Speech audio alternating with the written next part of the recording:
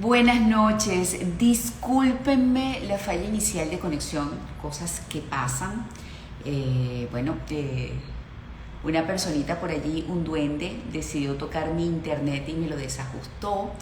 Y bueno, nada, por eso fue esa caída abrupta que notaron y además también el hecho de que no me haya visto bien en esa primera parte en la cual intenté presentar mi encuentro de hoy con el doctor Luis Madrid Peraza, que ya está allí muy pendiente. Le pido disculpas por este retraso, pero qué bueno que ustedes han tenido paciencia y que se están uniendo poco a poco porque esta conversación vale la pena. Yo les decía que decidí tratar el tema de hoy porque vi a un psiquiatra español que recientemente publicó un libro que se llama Psicópatas Integrados. Y también recientemente había hablado en mi programa de radio con el doctor Luis Madrid Peraza, mi invitado de hoy, sobre los narcisistas. Y él me comentaba que este tipo de trastornos de personalidad son como hermanitos. Él lo va a explicar mejor. Y lo grave de este tipo de trastornos de personalidad es que las personas que lo padecen hacen mucho daño a su entorno. Y por eso yo titulé la conversación de hoy Narcisistas y Psicópatas Integrados. Conoce con nosotros quiénes y cómo son. Y mucho cuidado porque podría haber uno cerca de ti. ¿Y por qué digo mucho cuidado? Porque podría haber uno cerca de ti. Porque suelen hacer mucho daño, son muy tóxicos, son muy malos y destruyen la vida de las personas que están a su alrededor. Y la única manera de que esta destrucción no se dé es que esos que estamos alrededor los sepamos identificar para o alejarnos o poner coto al asunto. Entonces por eso estamos reunidos el día de hoy. Mi invitado es un especialista de alto calibre, yo considero que es uno de los mejores de nuestro país, sin duda alguna. El doctor Luis Madrid Peraza, bueno, yo lo conozco por lo menos desde 2003-2004, es psiquiatra y psicoterapeuta, especialista en problemas de trastornos afectivos, trastornos del ánimo y del humor, miembro de la Junta Directiva de la Sociedad Venezolana de Psiquiatría, pero además de eso, pues es miembro del Comité Asesor del Colegio Venezolano de Neuropsicofarmacología. Bueno, nada, vamos a darle entrada a mi invitado. Con razón, cuando yo decía antes, pues no lo encuentro, era porque, bueno, no tenía muy buena conexión. Espero que la conexión esté mejor en este momento. Por favor, avísenme si me ven bien, porque, repito, había una falla de internet importante. ¿Ok? Ya le estoy enviando al invitado y espero verme bien. A ver. Hola. ¿Qué tal, ¿Sabes? María Laura? ¿Cómo estás? Buenas Esa noches. falla se da por esos duendes que no deben tocar las cosas y las tocan, pero bueno. Sí, bueno, pero estas cosas pasan cuando se hacen las cosas en vivo y bueno, pero las buenas intenciones generalmente terminan resolviendo el asunto, ¿no? Chévere, chévere. Claro, no, el duende se abocó de corazón y se lo agradezco a solucionarme. Qué Gracias bueno. por estar ahí. Luis, vamos a hablar de esto, que es un tema que pica y se extiende. Vamos a comenzar por definir o enumerar los trastornos de la personalidad y nos vamos a quedar con los dos que escogimos para hoy, que son los narcisistas y los psicópatas integrados, que tú me comentabas, que por eso decidí hablar de los dos que compartían como que muchas características, ¿no? Entonces, bueno, aquí le dejo esta ventana para que usted nos explique.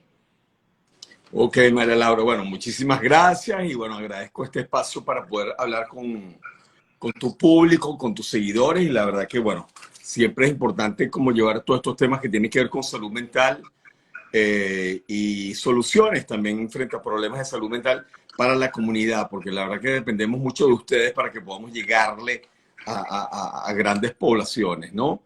Fíjate, cuando hablamos de trastornos de la personalidad narcisista y psicopático, yo creo que es importante, María Laura, definir qué es la personalidad, porque hablamos mucho de la personalidad cuando decimos, fulanito le falta personalidad, o que le cambia la personalidad, o fulanito es de personalidad débil, frágil. Bueno, son conceptos un poco coloquiales, pero vamos a definir qué es realmente la personalidad. Fíjate, la personalidad es el componente estructural o estable que tiene una persona y su mente. O sea, hay una parte estructural, así como en el cuerpo está el esqueleto, que es el que le da como una forma gruesa al cuerpo, y sobre ella están el resto de las partes blandas, los músculos, las vísceras, la piel, el cabello, todo lo demás. Bueno, así como está el esqueleto para el cuerpo, está la personalidad para la mente. Es la parte estructural y estable de la persona, es rígido, ¿ok? Y hace que el individuo sea particular.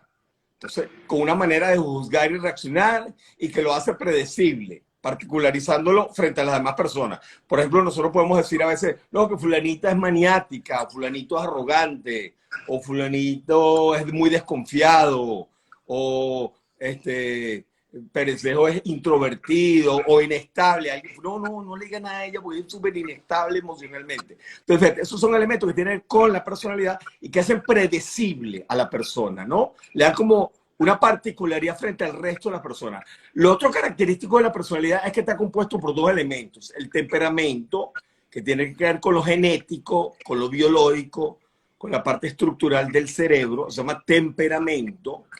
Y está la otra parte, que es el carácter, que es lo adquirido, lo que uno quiere a través de la educación, de la familia, de las experiencias buenas o traumáticas, a través de la sociedad, de la religión, de los valores. Entonces, ese aspecto que se va configurando como carácter se va sumando finalmente a la personalidad. Entonces, en la personalidad tiene esos dos componentes: lo estructural, el temperamental, y lo adquirido, que es el carácter.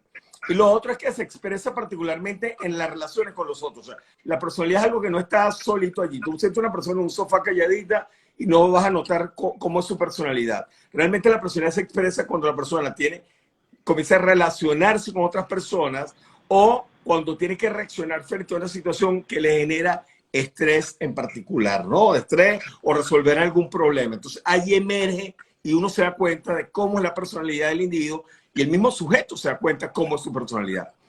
Ahora, cuando hablamos de trastornos de la personalidad, es porque esta estructura está dañada por múltiples factores que podremos enumerar más adelante. Pero la personalidad no se configuró bien, no se formó. La personalidad es algo que se está estructurando desde muy temprana edad, desde las primeras experiencias hasta la vida adulta. Cuando uno llega a los 18, algunos rasgos de personalidad se estructuran ya a los 16, pero termina cerrándose entre los 18 y los 21 años de edad. Por eso la mayoría de edad generalmente coincide con esto, porque la personalidad termina de estructurarse allí, lo que llamamos madurez psíquica también, ¿no? Ya, o sea, tú me dices, porque en esa parte se interrumpió, que la personalidad sale en los momentos límite o en los momentos de estrés. Es cuando salen los rasgos de la personalidad, y es cuando el individuo y el entorno nota cómo es realmente esa persona. Eso fue lo que me dijiste. Sí. Fíjate, okay. La personalidad per se es algo estructural. Es como tratar de ver mi esqueleto. Tú no vas a poder ver mi esqueleto. Igualmente la personalidad no se ve si está detenida, si está sin actuar, sin expresarse. Entonces, cuando la personalidad se expresa, es que se hace evidente. ¿Cuándo se expresa o hace evidente? Bueno, en primer lugar, en las relaciones interpersonales, en la forma en que te relacionas con las personas y en la forma en que te vinculas y obtienes y das en la relación. Lo otro es cuando la persona está estresada, cuando la persona está bajo una situación de estrés, también ahí emergen rasgos de personalidad. Y por último, cuando toca afrontar un problema o resolver alguna situación en particular, también allí, dependiendo de la forma de juzgar la realidad, de sus valores previos, de las experiencias previas, de los estilos de afrontamiento que tiene el individuo por su personalidad, va a resolverlos de una manera o de otra. Por ejemplo, una persona fóbica o evitativa, con rasgo de personalidad evitativa, no va a resolver la situación igual que una persona obsesiva o una persona narcisista. Un narcisista confronta.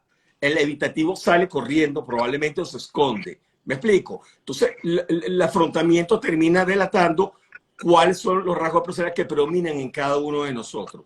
Ahora, nosotros sabemos que hay 3 clústeres o 3 grupos, lo que llamamos clúster de la personalidad y de trastornos de la personalidad. Está lo que llamamos el clúster A, donde están las personas que son raras o que son excéntricas. Ahí tenemos lo que llamamos personalidad paranoide, personalidad esquizoide, que son muy introvertidos, paranoides son muy desconfiados y suspicaces, y los esquizotípicos, que son muy excéntricos, muy raros, tienen conductas muy introvertidas, pero también muy excéntricos o una manera muy particular de pensar. Luego tenemos el clúster B, que es la personalidad o trastorno de personalidad del clúster B. Luego tenemos los que son egocéntricos, emocionales, erráticos o que son dramáticos en algunos casos. Y ahí tenemos a los que nos vamos a dedicar hoy, ¿no? Está el trastorno narcisista de la personalidad, son egocéntricos, narcisista, están los psicopáticos, también denominados antisociales o disociales, está la personalidad histriónica y está la personalidad borderline o limítrofe.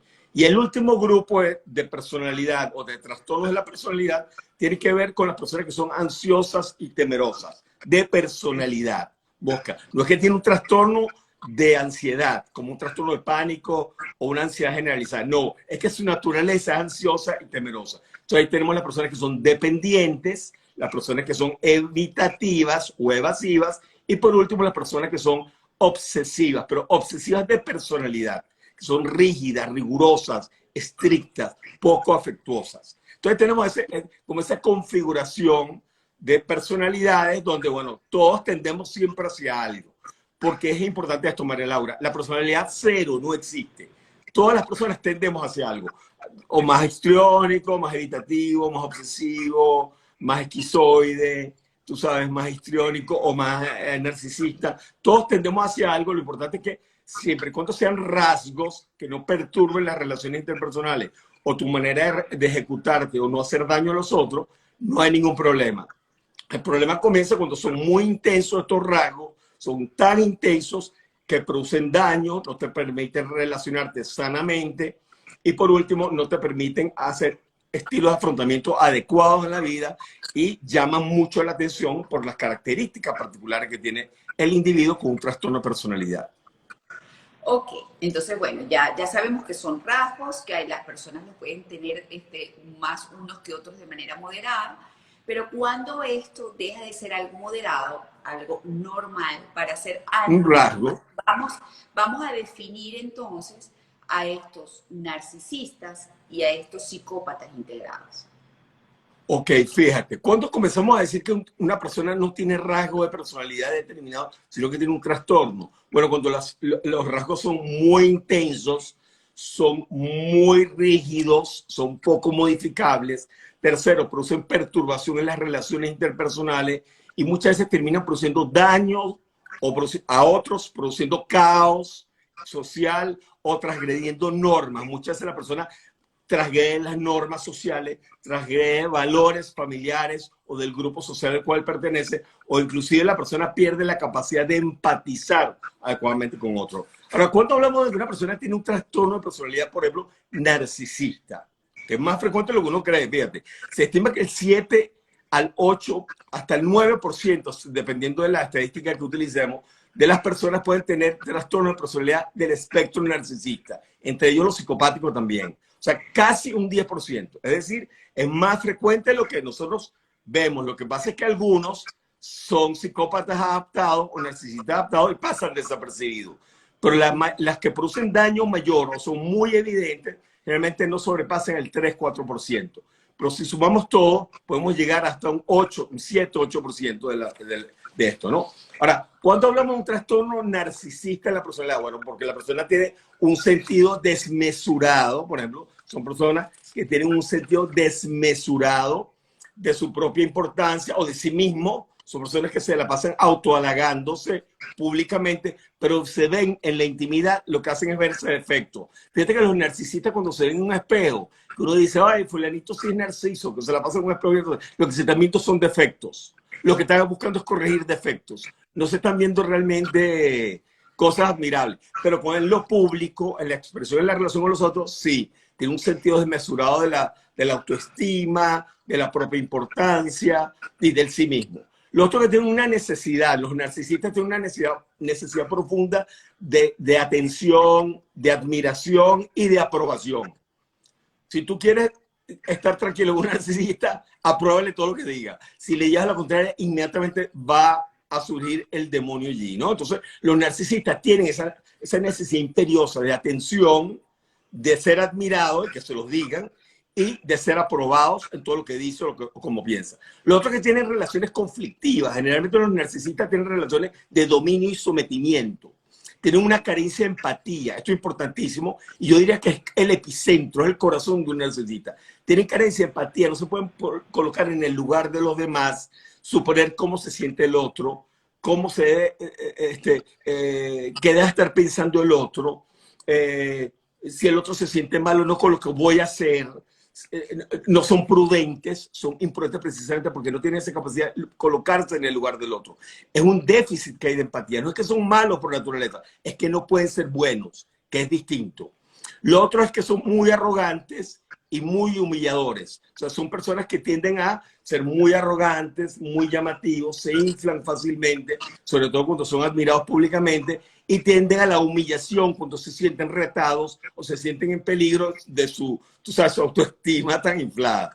Lo otro que son muy impulsivos y tienen lo que llamamos un furor destructivo. O sea, son muy impulsivos, son personas muy impulsivas, a pesar de ser insuflados y muy echones y arrogantes, pierden el control fácilmente de la impulsividad y pueden caer en furores destructivos. Y por último, tienen una autoestima frágil y vulnerable, ¿ok? No aceptan críticas porque tienen esa carcasa narcisista que los defiende. Eso es lo que define un narcisista, ¿ok? Entonces son personas no empáticas, un yo muy aumentado, muy inflado, que le gusta ser admirado, aprobado y aceptado de manera sumisa, porque le gusta la sumisión, le gusta la admiración, pero sumisa. Y por último, tienen esa dificultad para empatizar. Esos son los narcisistas. Ajá. Varias cosas. Las personas que están formulando comentarios y preguntas en algún momento, vamos a darle cabida a esas preguntas y a esos comentarios. Perfecto.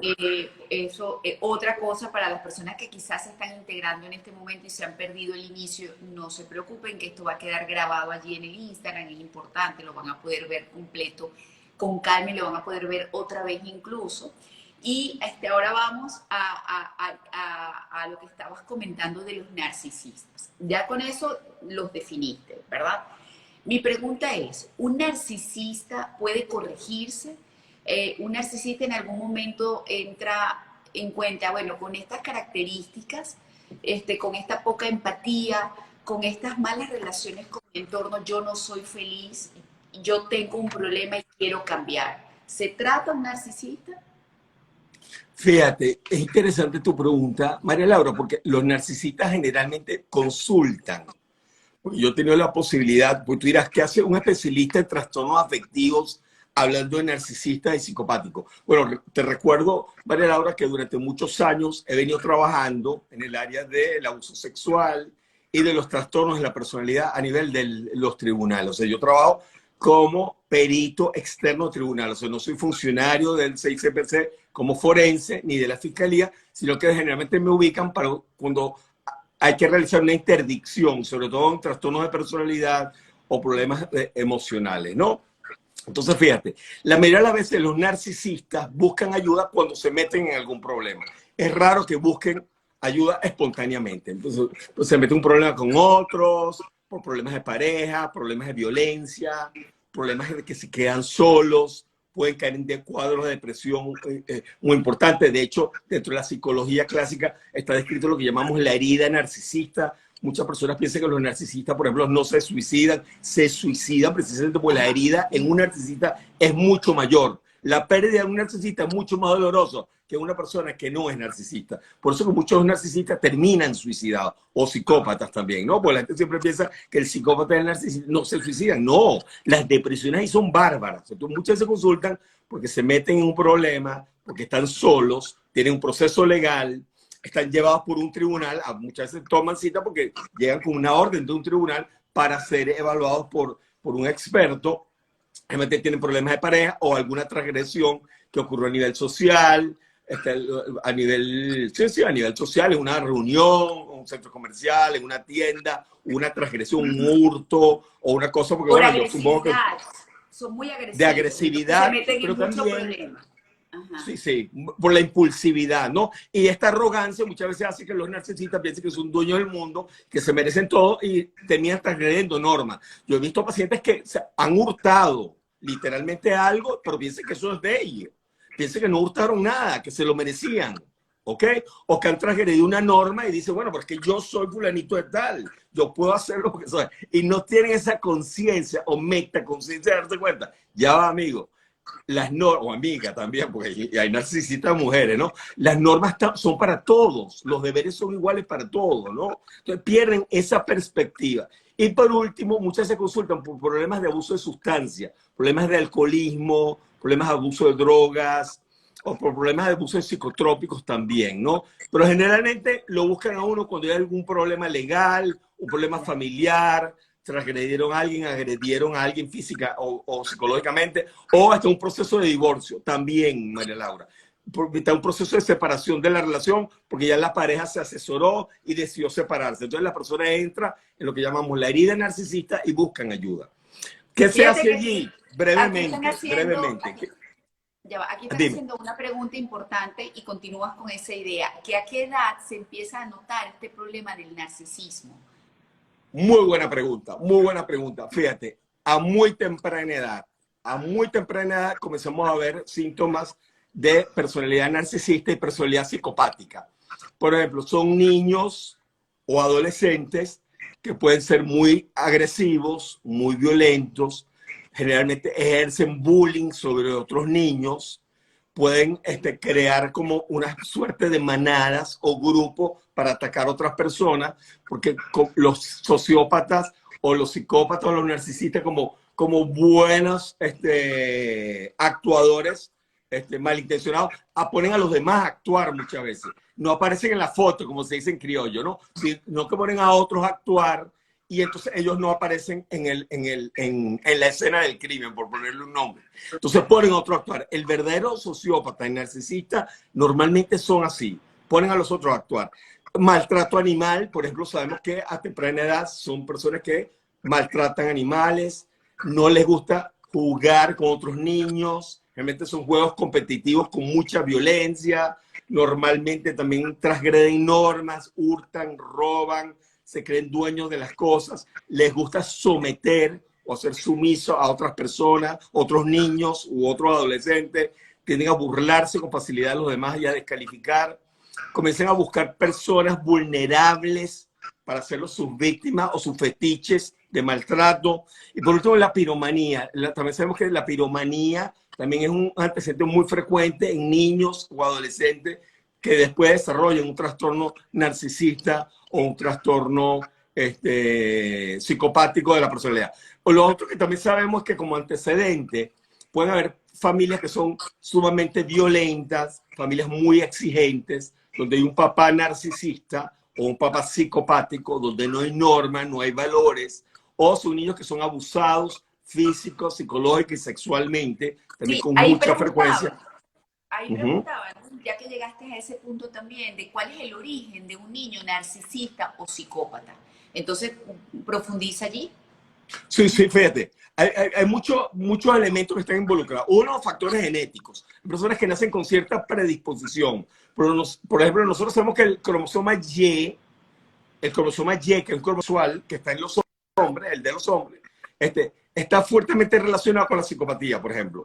Hay una trisomía, que es la presencia de 3 cromosomas sexuales que se llama XYY, que sabemos que son personas que tienden más a tener rasgos psicopáticos en la personalidad. Entonces hay factores genéticos involucrados. Sabemos que hay familias donde prevalecen más los síntomas psicopáticos y narcisistas, ¿de acuerdo? También la crianza, o niños que son sumamente humillados, maltratados, vilipendiados, que su autoestima está por el subsuelo, que son maltratados de manera reiterativa por los padres, por los familiares, por el entorno, o por el contrario, niños que son sobrevalorados, sobreestimados, que no se le ponen límites, que se dice que son dueños del mundo. Eso uno lo ve. Eso no es nada más como dice la propaganda en TNT. Eso ocurre en la vida real. No, eso ocurre en la vida real. Padres que van criando niños que posteriormente van a ser unos depredadores narcisistas o depredadores psicopáticos porque ya se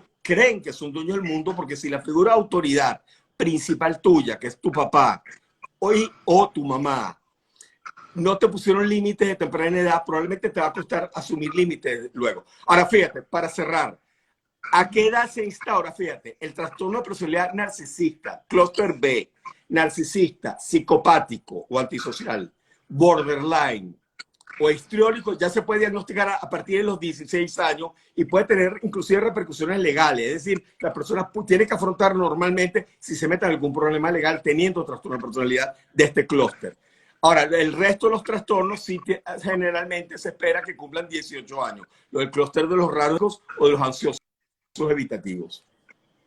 Fíjate, me dijiste una serie de cosas que me hicieron pensar en esos niños que tienden a ser victimarios en el colegio porque bulean, maltratan y someten a sus compañeros. Y en algún momento, hablando con un especialista, me decía que si a esos niños no se les controla, los padres no toman cartas en el asunto, pues serán esos antisociales y esos psicópatas integrados del futuro, y que muchas veces, lamentablemente, estos niños no son corregidos porque sus papás, pues definitivamente, son los primeros psicópatas o son los primeros narcisistas y aupan ese tipo de comportamiento. Entonces es complicado. Exactamente.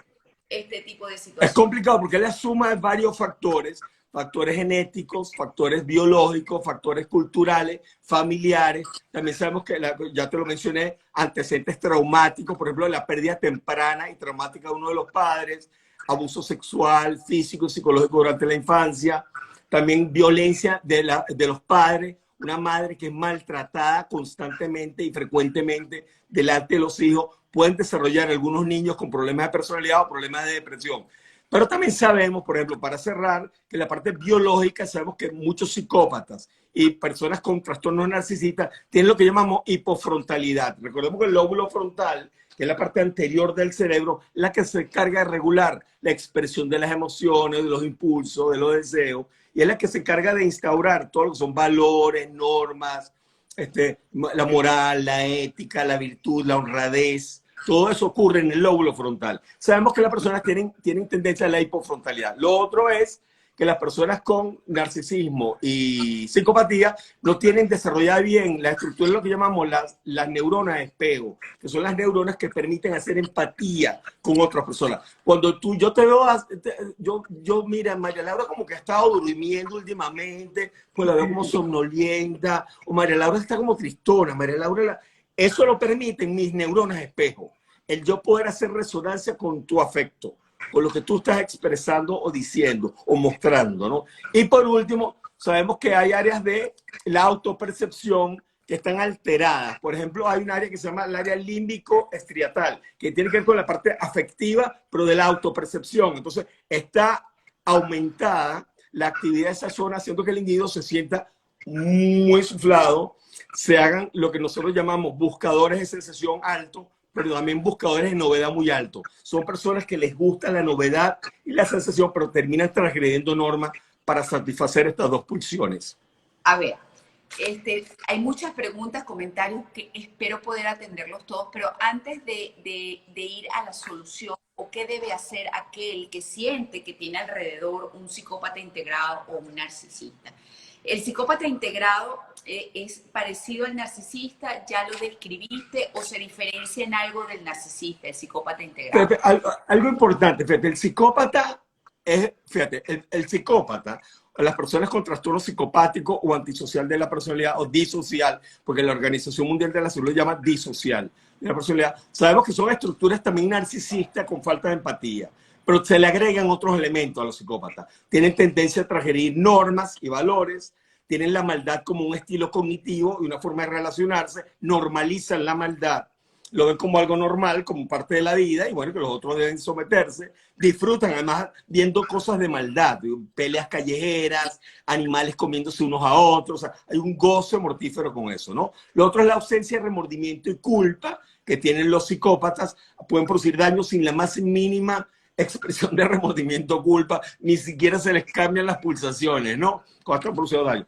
El daño a otros, fíjate, les otorga una sensación de placer, le otorga una sensación de poder cuando logran hacerle daño a otro o logran su acometida de obtener un beneficio mal llegado, pues, de otros. Eso le da una sensación de poder, pero también de placer. Lo otro es que establecen relaciones como sí. Ellos simulan que se relacionen como tú quieres que se relacionen contigo para luego sacarte la sangre o luego como obtener el beneficio, ¿no? Y pueden desarrollar lo que nosotros podemos hablar luego, pueden desarrollar relaciones de lo que llamamos amor cero. Son relaciones muy apasionadas, son relaciones muy llamativas socialmente, pero donde el amor realmente está a nivel cero, aunque aparenta ser una relación muy, muy buena. Y por último es que no cambian con la experiencia ni con el castigo. Muchos psicópatas van presos 30 veces y no cambian su conducta, porque ellos están rígidamente instaurados hasta que, bueno, por alguna razón puedan decir, buscar ayuda y se puedan modificar alguna de estas conductas. Pero eso es lo que realmente define a un psicópata y que algunos de ellos pueden ser adaptados, que son los más peligrosos porque son los que no son tan llamativos, ¿no? Que son los integrados, correcto. Son esos psicópatas integrados que logran mimetizarse, disimular muy bien toda esa maldad y todo eso que tú estás diciendo, pero en el fondo están haciéndole daño a todo el mundo. Fíjate que te voy a comprometer a hablar del amor cero en otro live más adelante. Tranquilo, en un mes para no quitarte mucho tiempo y estés relajado y feliz. Pero vamos entonces a tratar de responder los comentarios. Primero, aquí hay una persona que dice: hola, mi querido profesor de la UCB, saludos desde Australia, Glenda.Benítez. Ay, Glenda, imagínate. Allá son las 8:30 de la mañana, 9 de la mañana, creo.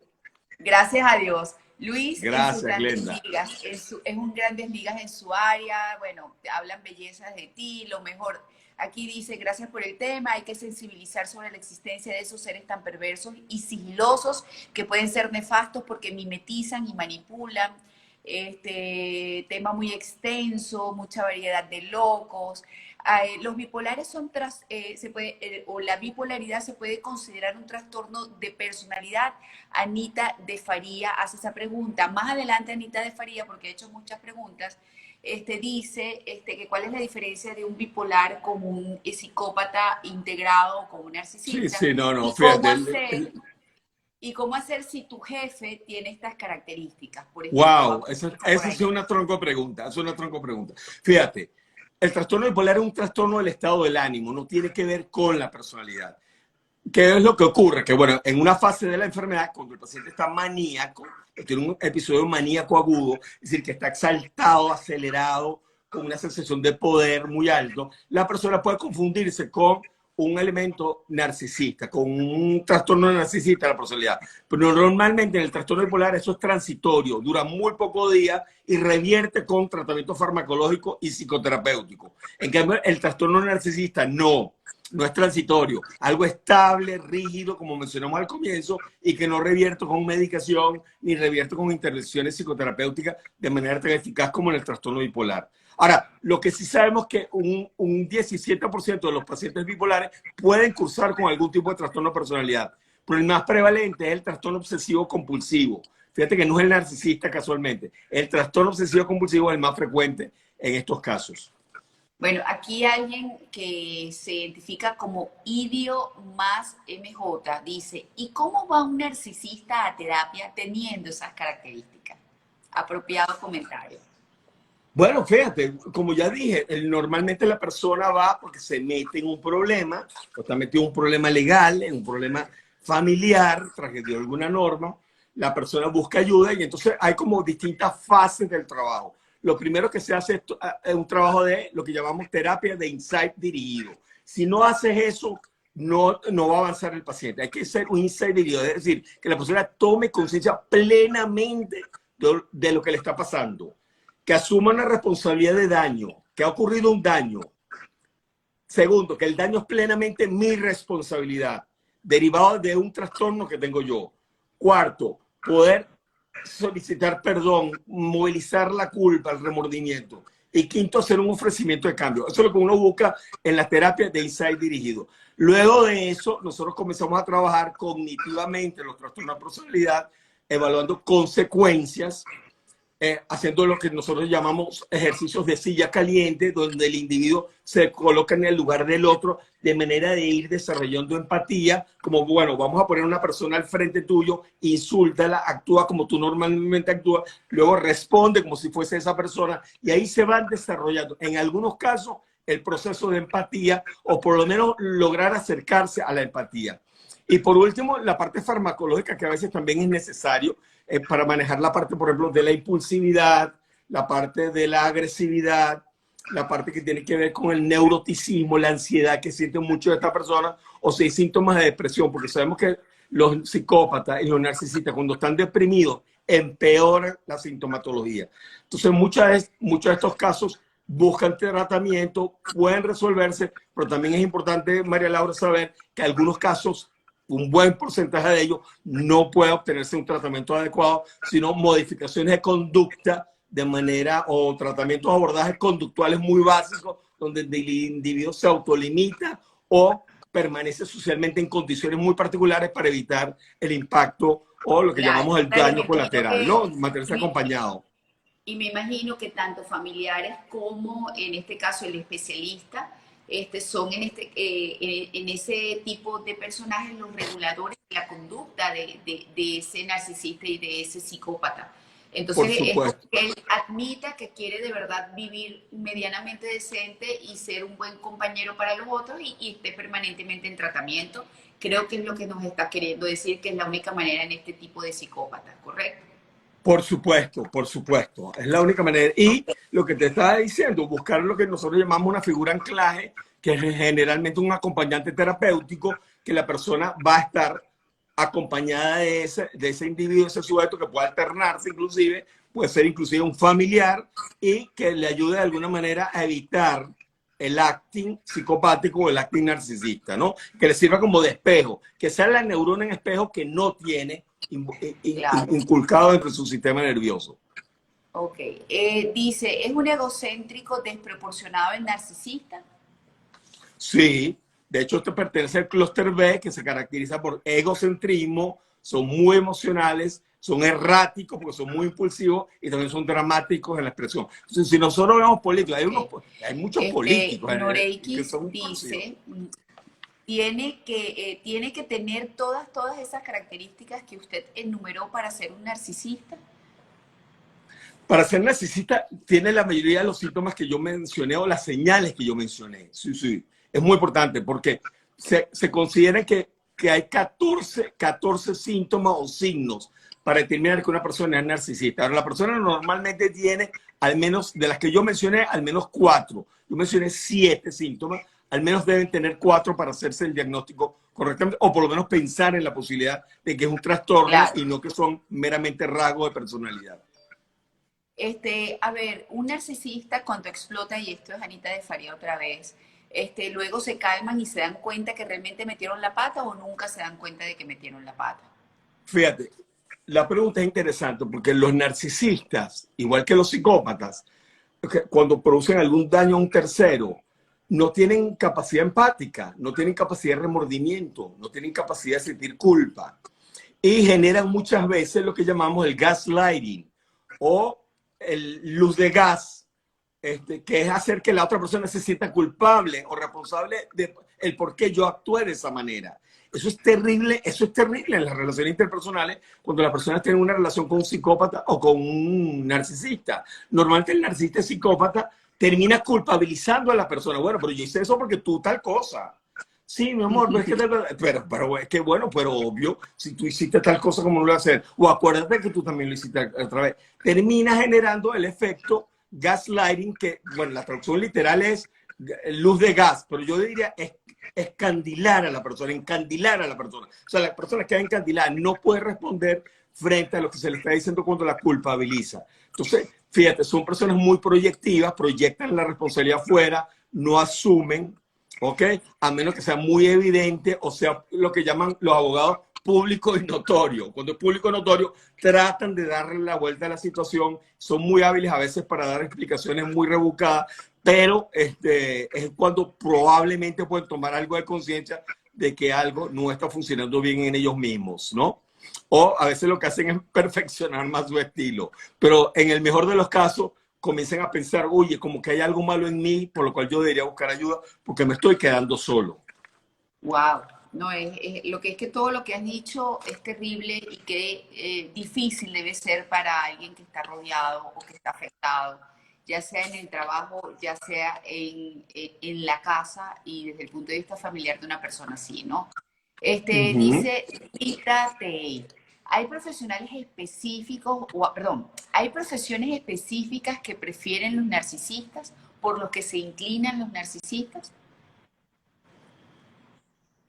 Fíjate, cuando hablamos de un trastorno narcisista grave, con muchos criterios, normalmente son personas que le gustan buscar situaciones de poder, posiciones de poder, posiciones de control, posiciones donde puedan beneficiarse de otros sin mayor esfuerzo o de una manera no regular o no ética, por ponerlo de alguna manera. Son personas que tienden a buscar situaciones donde puedan manipular grupos pequeños o grandes de personas. Y entonces ahí podemos ver como diferentes tipos de narcisista o psicópata. Por ejemplo, están las narcisistas explotadores, por ejemplo. Están los narcisistas o psicópatas explotadores que son crueles, que no son empáticos. Están los narcisistas carismáticos, que se despiertan devoción, admiración y que manipulan emocionalmente a la gente, ¿no? Están los psicópatas o narcisistas que son amorosos y moralistas, que simulan muy bien los afectos y valores y envuelven a la persona a través de esto.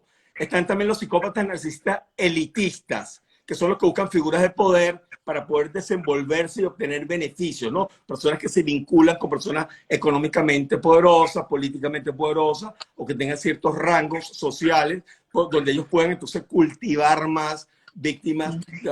Están también los psicópatas narcisistas impostores, que se hacen pasar por personajes o asumen roles que no realmente, que no ostentan, que no tienen profesionalmente. Por ejemplo, yo he visto casos de personas que se han hecho pasar por médicos, personas que se han hecho pasar por sacerdotes. En mi carrera he visto 2 casos de personas que se han hecho pasar por sacerdotes, no sabemos cómo llegaron a esa posición, han bautizado niños, casaron gente, hicieron primera comunión. Entonces imagínate cómo queda eso. La persona Claro. tuviera que volver a realizar nuevamente, ¿no?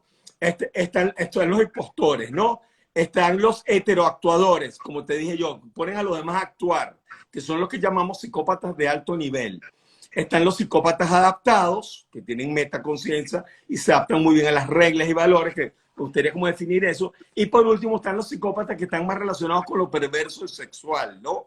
Que tienen fiaciones o obsesiones de carácter sexual, que vengan en transgresiones o en delitos de carácter sexual, ¿no? Entonces pueden haber elementos más psicopáticos hasta psicóticos. Hay muchos psicóticos de estos asesinos en serie que uno logra ver en algunas películas o que se ven particularmente en países desarrollados, Mosca. No es que no existen. En países subdesarrollados como los nuestros, generalmente lo que vemos son malandros, delincuentes, ¿no? Pero estos criminales de alto nivel, como los asesinos en serie, generalmente son personas que tienen, además del trastorno narcisista y psicopático, tienen un elemento perverso sexual asociado que hace que compulsivamente tengan que delinquir. A ver, estabas hablando y querías conversar un poquitico más de los psicópatas integrados que cumplen normas, Eso. que en apariencia son normales, pero que son muy peligrosos. Vamos a hablar de ellos, que era el otro grupito que nos faltaba así como que Sí, definir. sí, fíjate, eso es muy importante, María Laura, porque si bien el 3-4% de los narcisistas psicópatas son muy evidentes, cuando sumamos los no tan evidentes pueden llegar hasta un 9% según algunas estadísticas. Fíjate, los psicópatas integrados o el psicópata adaptado son personas que pueden asumir roles donde son valorados o que pasan desapercibidos. Forman familias, se casan, pueden ser los vecinos que viven al lado, que oyen música clásica, que son tranquilos, que no son rumberos, no consumen drogas, y resulta que son psicópatas que están ahí, ¿no? O personajes públicos, o asumen roles públicos socialmente valorados, admirados, o que liderizan inclusive grupos sociales, como políticos, gente que pertenece a algunas religiones, personas que están metidas en cuestiones de campamentos o grupos sociales, organizaciones o instituciones, inclusive llegan a presidir instituciones importantes. Lo otro es que simulan normas y valores de manera muy bien, el psicópata integrado, simula muy bien las normas y los valores. Se identifican orbitalmente, no es que lo integran, como lo somos nosotros los neuróticos, ¿no? El psicópata no lo integra, sino que le queda dando vuelta allí y recurre a ella como abrir un gabinete y utilizarlo a la hora de la chiquita. Lo otro que tiene el psicópata integrado es que toleran muy bien el estrés y no pierden el control con tanta facilidad como otro tipo de psicópata, ¿no? Que se hacen más evidentes. Lo otro que son mentirosos y muy fríos. Se ha hecho estudios, inclusive medirle la presión arterial, cambios dermatológicos, cambios en la frecuencia cardíaca, y no ante O sea situaciones de que ellos estímulo. pasa, ese tipo de psicópata integrado pasa el polígrafo perfectamente. Perfectamente. Puede ser el vecino tuyo, puede vivir en tu casa y tú no te has dado cuenta. Son muy calculadores. Todo lo que hacen lo hacen en base a un cálculo y el logro de un beneficio. Lo otro es que aplican fácilmente el gaslighting. Los psicópatas adaptados o integrados normalmente hacen gaslighting a la gente. O sea, siempre los culpables son los demás. Entonces llega un momento en la gente comienza a pensar, ya va, pero esta persona nunca asume. Entonces comienza la gente a pensar que puede haber un problema porque la persona nunca asume responsabilidad por muy evidente que sea la relación entre ella y el daño que se ha cometido, ¿no? Entonces el gaslighting son expertos. Mientras más integrado está el psicópata, más expertos se hacen aplicar el gaslighting o encandilar a la persona para que la persona no vea que ellos fueron los que actuaron, sino que se culpabilicen. Lo otro es que mueven culpa y estrés en otros, movilizan a culpa o estrés en otras personas para que ellas actúen y obtengan los beneficios de esta persona. Y por último, manipulan y simulan escrúpulos y culpa. Ellos simulan tener escrúpulos o simulan tener culpa, sentimiento de culpa, de manera muy efectiva, por lo cual entonces pasan desapercibidos y por ello los llamamos psicópatas integrados. Pues están allí. Y los psicópatas, yo tengo un libro, lo que pasa es que bueno, iba a tener unos libros aquí para mostrarlo, pero tengo un libro que se llama mi vecino el Psycho, se llama. Mi vecino el Psycho. Y entonces muestran una puerta donde está una persona amablemente como recibiéndote en la puerta y resulta que detrás tiene un cuchillo, o sea, en la contratapa del libro, la persona tiene un cuchillo detrás. Entonces, prácticamente son personas que pueden pasar muy desapercibidos, simulan muy bien los valores y necesidades sociales y logran hacer gaslighting con muchísima facilidad a la gente. Es decir, encandilarte y sentirte tú el culpable y responsable de la desgracia que te ha producido esa persona. Ahora, en función de todo lo que nos has dicho hasta ahora, creo que hay que concluir algo. Es complicado el tratamiento de este tipo de trastorno de la personalidad la persona tiene que tomar decisiones importantes cuando se trata de tu jefe o tu compañero de trabajo, ese psicópata integrado o ese narcisista, o es tu pareja o es tu hermano, ¿no? Entonces aquí puedes jugar a cambiar cuando es tu familia, cuando es alguien de tu entorno, cuando es el papá de tus hijos, pero en caso de ser un jefe, ¿no será mejor decir, bueno, hasta aquí estoy? Puede ser, sí. A veces hay que retirarse sin confrontar. Sin embargo, si por ejemplo, sí se dan casos. De hecho, hay libros, hay textos, hay publicaciones dedicadas a jefes psicópatas, políticos psicópatas o narcisistas, también parejas psicopáticas. O sea, hay libros, textos escritos particularmente en esas áreas, ¿no? Entonces, fíjate, cuando hay un jefe psicopático, normalmente el jefe psicopático hace que las personas estén fragmentadas. Nadie hable mal de él. Entonces yo, por ejemplo, estoy pensando que esta persona me está haciendo daño, que me está haciendo cuadrito en la vida. Yo tuve un jefe así y su lema era divide y vencerás. Claro. Entonces todo el mundo, nadie se atrevía a hablar mal del jefe, ni con mi compañero, ni con mi compañera, porque me podían sapear, o si el jefe se enteraba me iban a descuartizar. Y resulta que todo el mundo tiene la misma percepción, pero como está todo el mundo separado, todo el mundo dividido, no se logra integrar una imagen grupal. Ese tipo de jefe, o sea, insta a todo el mundo, pone a todo el mundo en contra de todo el mundo. Exactamente. Él delante de ti, dice que tú eres una maravilla, y habla pésimo de todos los demás y con el otro hace exactamente lo mismo. Y entonces, típico. Eso es gaslighting, eso es gaslighting. Cuando hablan bien te hablan bien de ti, delante de ti, te hablan mal de los otros, a ti, y hace exactamente lo mismo con los demás. Te mantiene dividido el grupo, porque como voy a hablar mal yo de él con la persona que él odia si está hablando bien de mí. Entonces mantiene a todo el mundo dividido. Entonces ahí aplica perfectamente la premisa esa que dice divide y vencerás. Los psicópatas son muy buenos haciendo eso, los jefes psicópatas, ¿no? Y lo otro es mantener al otro humillado, paralizado, desarmado frente a la situación. Entonces la cuestión es tomar conciencia, porque uno también se pregunta qué hacer si yo tengo una persona, convivo con una persona o tengo que relacionarme con una personalidad psicopática. Lo primero es tomar conciencia de que esa persona tiene un problema, tiene un trastorno de personalidad. No es que es maniática, no es que que se echona, o la persona es de un nivel más elevado que el mío a nivel sociocultural. No, es un psicópata, es un narcisista y es un trastorno mental. Eso hay que considerarlo. Entonces, tomar conciencia de que la persona tiene un trastorno mental y tener la posibilidad de dialogarlo con algunas personas que están en tu entorno.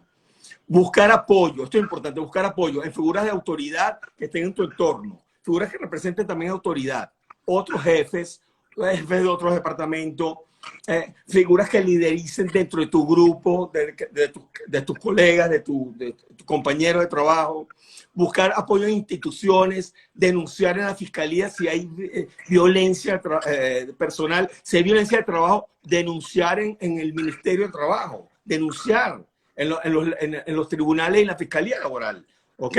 Y lo otro es no quedarse solo, nunca quedarse solo. Usted se queda solo y se muere, terminas retirándote, ¿no? Lo otro es no confrontar, fíjate, están las tres no confrontar, no buscar cambio y no buscar tregua con esa persona, porque si es psicopática o narcisista, no se van a obtener ninguna de esas tres cosas. Lo otro es buscar ayuda de pareja o familiar, ¿ok? Buscar ayuda de pareja o familiar en caso de que tú seas involucrado en una situación con una persona psicopática. No quedarte solo es la premisa. Avisar a conocidos y hacerles saber que está ocurriendo esto y que esa persona sepa, el psicópata o el narcisista, sepa que yo le estoy avisando a otra persona lo que está ocurriendo. Eso es muy importante porque es un paso que muchas personas temen dar. Entonces, esto se los digo yo como consejo. Se interrumpió allí un poquito, que esa persona sepa, que esa persona sepa. Fíjate, avisar a otras personas, conocidos, sobre lo que está ocurriendo con esa persona narcisista o psicopática, de maltrato, violencia, humillación, y hacerle saber, pero que haciendo ruido, que la persona narcisista y psicopática sepa que tú estás haciendo público y notoria la situación. Porque muchas veces la persona se paraliza por el gaslighting, se paralizan porque sienten que esa persona tiene un poder inconmensurable y que es indetenible. No, hágalo de esa manera. Y por último, sepárese de la situación si usted ve que no está logrando absolutamente nada de cambio en la situación. ¿Okay? Porque con el psicópata el narcisista probablemente no obtener mayor cambio.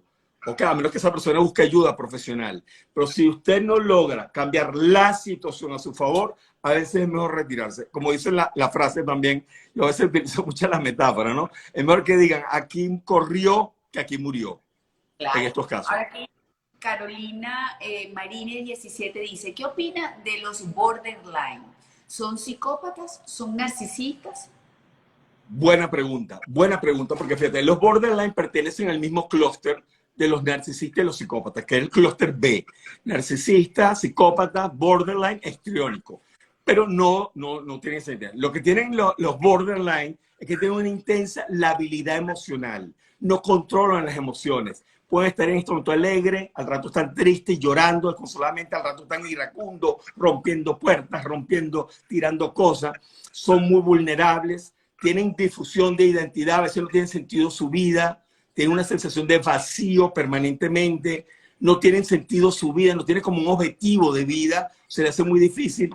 Una pregunta que raspa inmediatamente y detecta a un borderline es preguntarle, descríbete a ti mismo. Cuando tú le preguntas a un borderline, descríbete a ti mismo, se le hace imposible hacerlo. Entonces, es como una prueba terapéutica que nosotros hacemos en consulta cuando sospechamos que está esta situación de los borderline, ¿no? Lo otro es que sufren de difusión de identidad, a veces no saben bien quiénes son, qué quieren, si son heterosexuales, si son gays, si son lesbianas, si son bisexuales, no binarios. O sea, este caldo de cultivo de la ideología de género para los bipolares les vino como guante al dedo. Y lo otro, para finalizar, que son personas muy impulsivas, muy actuadoras, pero también muy dependientes. Se le pegan a las personas como ventosas y las vacían. Otto Kemper, un especialista en trastorno borderline, decía que tienen una voracidad canibalística, vacían a las personas. Son esa gente que te roban la energía y que llamamos vampiros emocionales, ¿no? Que te dejan como vacíos emocionalmente. Muchas veces los border tienen esa característica. Jubelixe 7, ya se nos está acabando el tiempo, creo que esta es la Wow. última pregunta que vamos a responder. Dice, ¿es posible coexistir con una persona narcisista en el trabajo o en la familia cuando su jerarquía es mayor? Sí se puede hacer. Vuelvo y repito, si las personas pierden el temor, pierden ese tabicado que generan los narcisistas y los psicopáticos, que tabican a las personas, las separan, las tienen como en jaulitas distintas y que no se pueden comunicar entre ellas. Si las personas logran vencer eso, pues eso es fantasmático, eso es creado por el narcisista. Si las personas logran vencer eso y comenzar a comunicarse unos con otros, van a llevarse tremenda sorpresa. Primero, que todos tienen la misma percepción.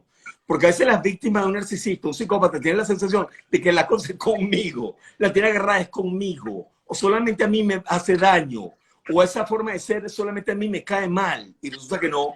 Resulta que la percepción es global, porque el que tiene un trastorno de personalidad narcisista o psicopático es narcisista y psicopático con todo el mundo. No puede ser selectivamente. Entonces, eso es muy importante. Y lo otro es la denuncia. Si usted es víctima de una persona que tiene estas características, tiene que ser denunciada.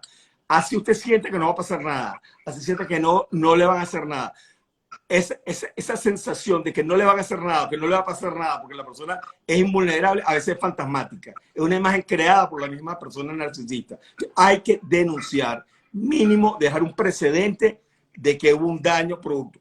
Recordemos que estos trastornos de personalidad, narcisista, psicopático, no son atenuantes a la hora de cometerse un delito o a la hora de tener que enfrentar una denuncia. No son atenuantes. Pueden ser agravantes inclusive si la interdicción dice, mira, este sujeto representa un peligro para la sociedad. Puede ser más bien un agravante más que un atenuante. Aquí dice, si una persona tiene todas las características narcisistas menos la violencia, ¿se puede considerar narcisista? Sí, sí. Hay narcisistas que son amorosos, narcisistas que son afectuosos y moralistas y no producen mayor daño evidente, mayor daño físico ni ruidoso, ni son evidentes, pero generalmente hacen daño de otra manera. Recordemos que la conducta agresiva tienen dos formas, la conducta activo-agresiva y la conducta pasivo-agresiva. Yo te puedo agredir haciéndote cosas, María Laura. Yo te puedo golpear, te puedo insultar, te puedo humillar, te puedo rayar el carro, te puedo poner una trampa en el trabajo, puedo bullearte en el colegio, etc. Y también te puedo hacer daño dejando de hacer cosas, embarcándote, llegando tarde, diciéndote que ocurre una cosa cuando está ocurriendo otra, haciéndote caer en trampa donde tú vas a quedar en evidencia. Por ejemplo, en una cosa sexual o en una cosa donde quedas como en ridículo. Entonces, la conducta pasivo-agresiva también lo podemos ver en algún tipo de psicópata, que generalmente son lo que llamamos el tipo amoroso moralista. Bueno, Oscar, ya el tiempo, eso es daño.